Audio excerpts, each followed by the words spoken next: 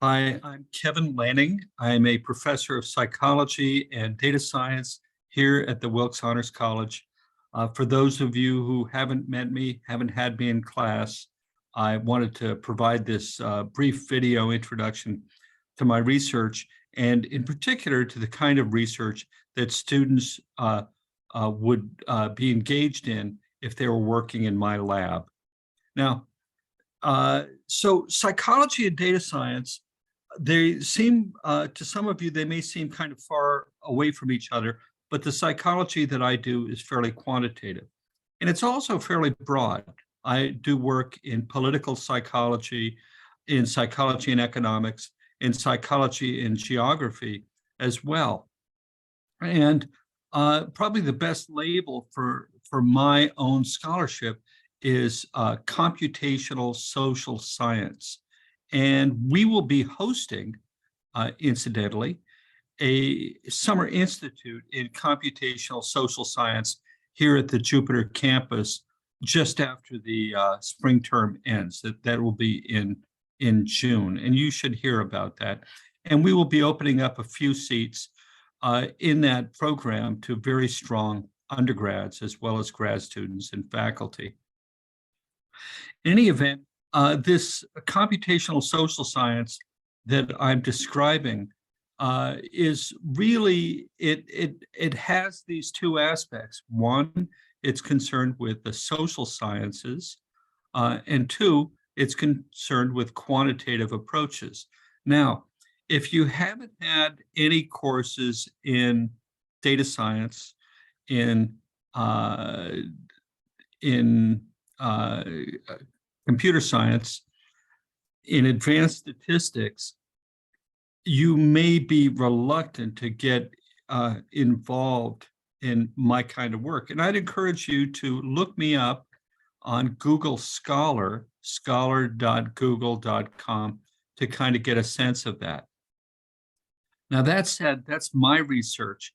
And speaking broadly, there are basically two kinds of research labs in the world from one analysis. And that corresponds to two kinds of broader cultures. And those two kinds of cultures are sometimes called tight and loose. And we could talk about a tight research lab as one in which the mentor basically assigns projects to students working in the lab and says, you're going to work on this, either in individuals or groups. Those are tight labs. In loose labs, the students come to the advisor and say, I want to do X, Y, or Z. And the advisor hems and haws and says, well, okay, you can do that, but only if you do it this way. And I'm much closer to a loose lab mentor than a tight lab mentor. That doesn't mean that I will advise any thesis you bring to me, nor does it mean that working with me as an advisor is easy. I will expect a lot of you. I will expect you to have standards which are sufficiently high so that the thesis stops being an exercise in which you're concerned with pleasing me, and it is instead an exercise in which you are challenged by your own very high standards. That's what I expect of you. I expect this to be your thesis. My students, I will repeat on a weekly basis. I will ask them, whose thesis is this? And they will respond, it's my thesis. And that's fine. That's good. So that sounds easy, but it's not, because in this loose lab where you may be engaged in one of my projects, in which I will give you a lot of ideas to work with and access to some accessible statistical tools for executing those ideas. Okay. In my lab, you may find that you have enough rope to hang yourself, that there is a lack of structure compared to what you're used to in other classes, maybe in other labs. So if you're going to work with me, you probably need to be a self-motivator, okay? Students working in my labs have done really well. They've gone on into good graduate programs in psychology, in data science, and elsewhere.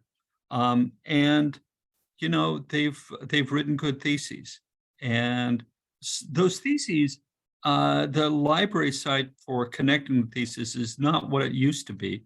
It's a little tricky to find, but students working on theses under my supervision have done projects, for example, in network science, looking at questions of how do we tease apart political psychology and sociology and um, and political science, for example.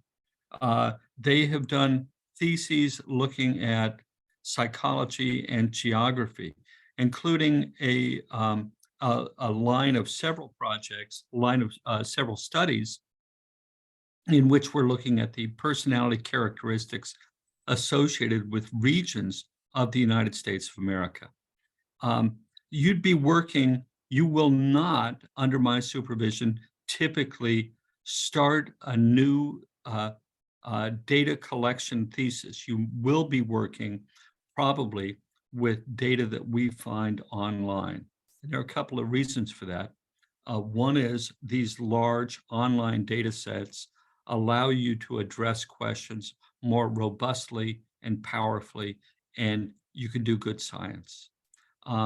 That's one reason. The other reason is that the logistics of running a study, getting it approved by the IRB, getting your participants, and so forth, it's pretty tricky to do within a single academic year, or as frequently happens within a single semester, after you've spent the first semester setting up your research question and so forth. So that's an introduction. I'm over in WB 213. I'm going to write on this video the website where you can reach me remotely for Zoom calls, and that's pretty much it. So it's been a pleasure. If you are interested in these areas, cool. I really am not a natural scientist. I don't do biology. I don't do physiology. I can talk behavioral genetics, but the social sciences is or are my bailiwick. If you are interested in the social sciences, that's great. And the social sciences writ large. So some of the stuff I do is in language and personality as well. I've neglected to mention that. So I'm really interested in that. Anyway, I hope I see you in class. If you have questions, please reach out. Again, Kevin Lanning. And my apologies for not being there in person. It is an extraordinarily hectic term for me. And anyway, regards.